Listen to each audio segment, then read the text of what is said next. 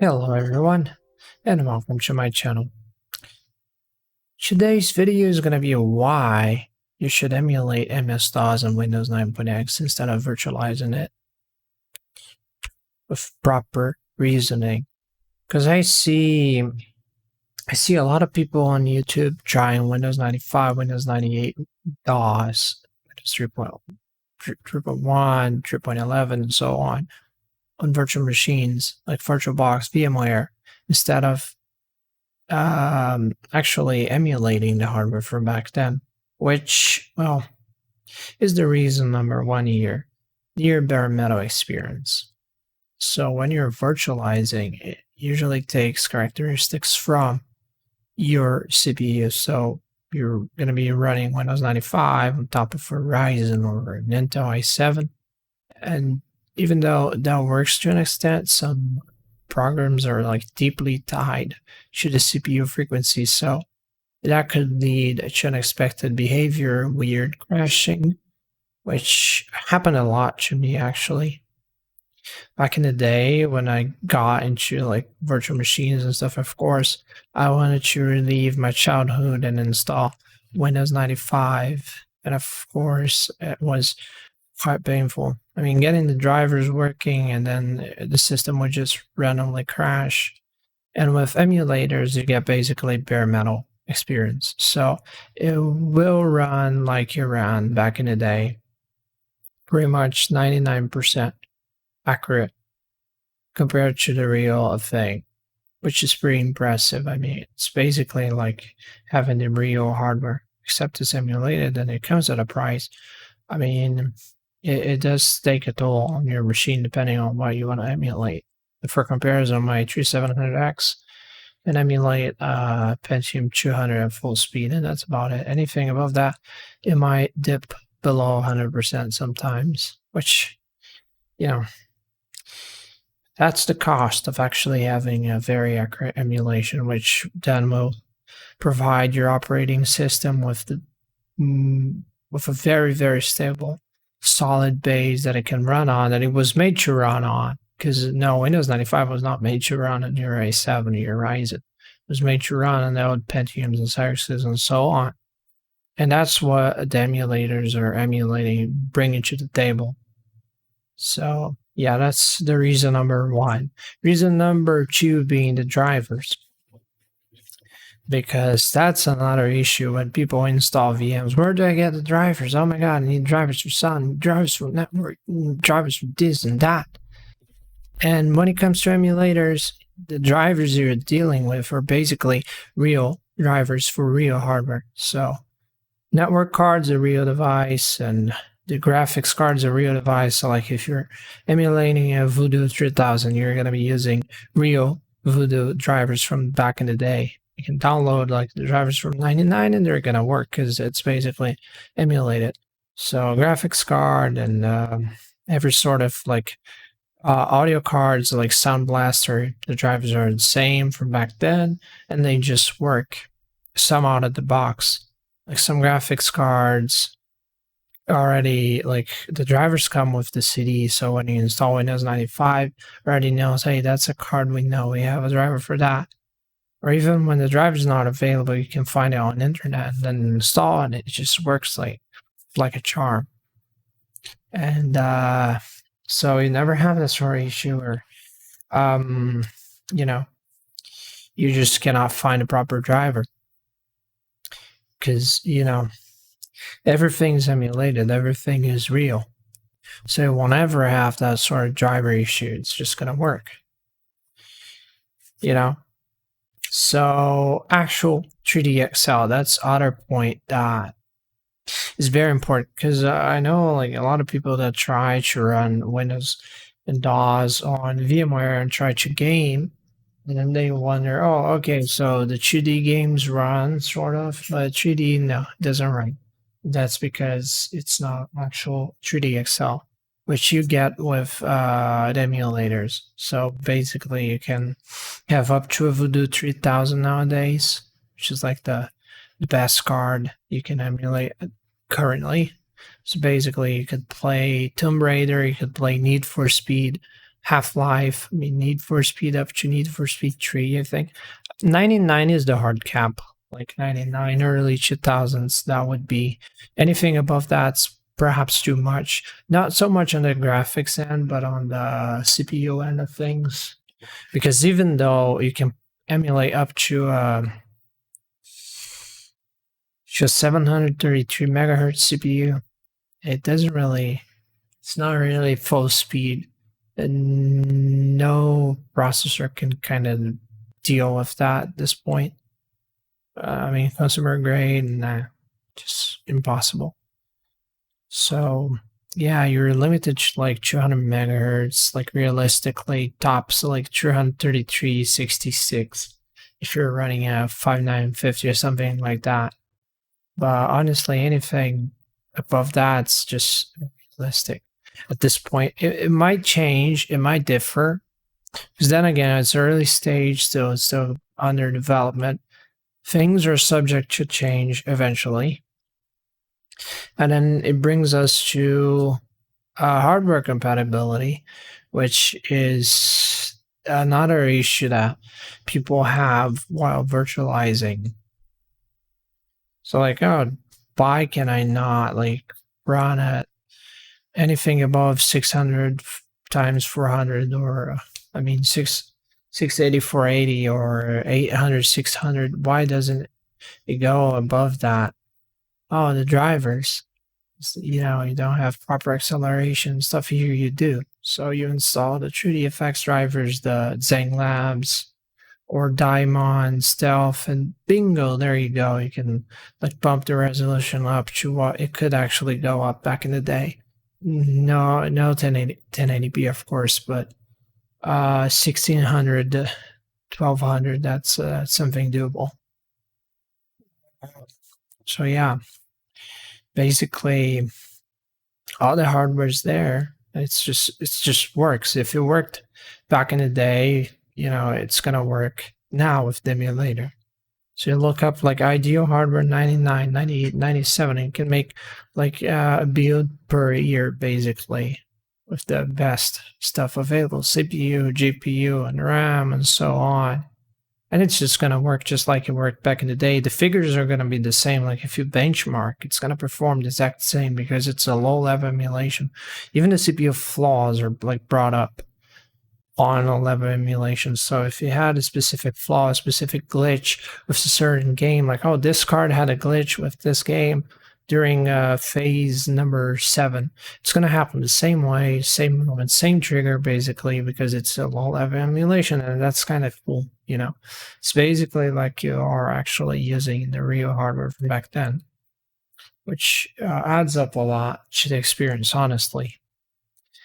And then, you know, as real as it gets, it just works, which is just like reinforcing the fact that it just, you know, for retro gaming, it's the best experience. You're gonna get the same CPU speeds that the games were made to run back in the day, so you won't get anything acting too weird, and the graphics, the FPS, it's gonna be like on a playable range, because if you try an old game nowadays with like modern hardware, it might as well be a little weird.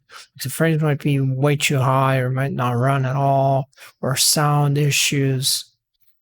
Like, I don't know. Some games just don't run as they should. Like the sound gets messed up, or the graphics get messed up or glitched, which is understandable. I mean, it's we're talking about 20, 25-year-old games here.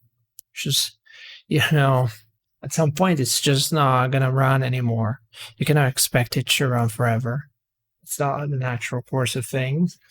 And emulators are the best way to get back in time, basically, and just enjoy it all over again, like they were meant to be enjoyed, without any sort of performance exploits. And, you know, game sounds just not working, or perhaps way too fast, or, you know, out of pace.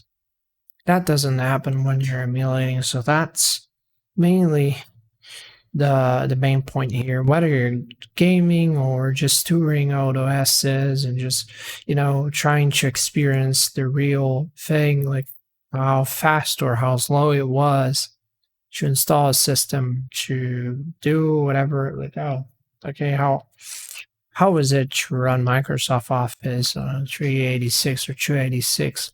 Or oh, Windows 1, Windows 2. I want to see how that was like. Oh, the graphics modes, EGA, VGA, and so on. You can emulate all of that. You cannot have that on VMware or VirtualBox.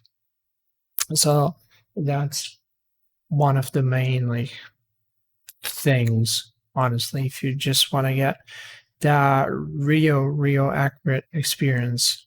It's the only right way to do it.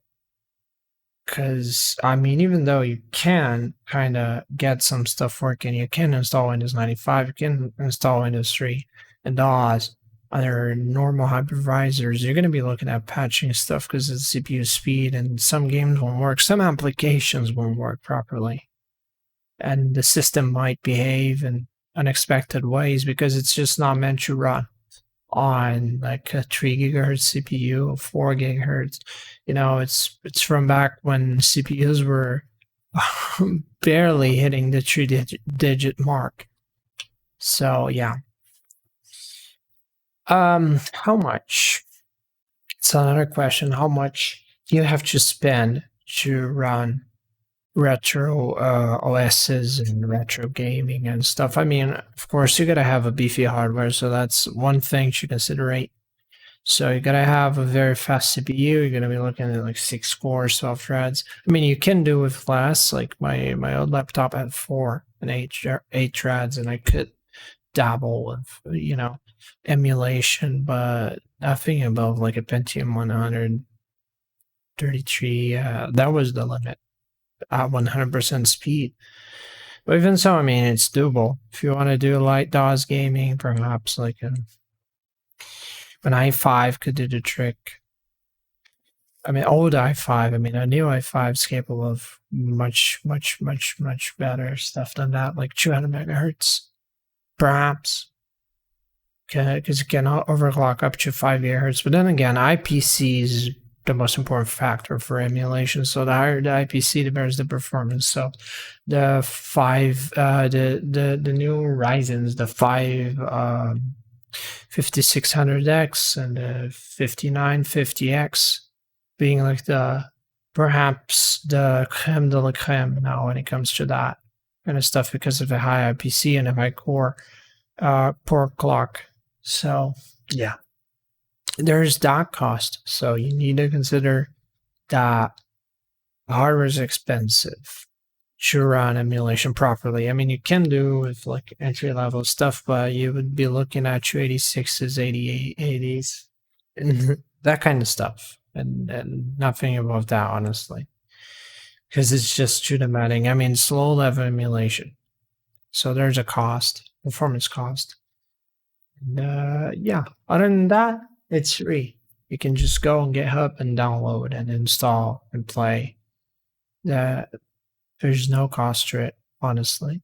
On that regard, I mean, there's the hardware cost, but then again, there's no such thing as totally free. I mean, even free software like Linux, and you need a computer to run it, and the computer is not free. So, yeah, the software cost, nada. Nothing. It's just free.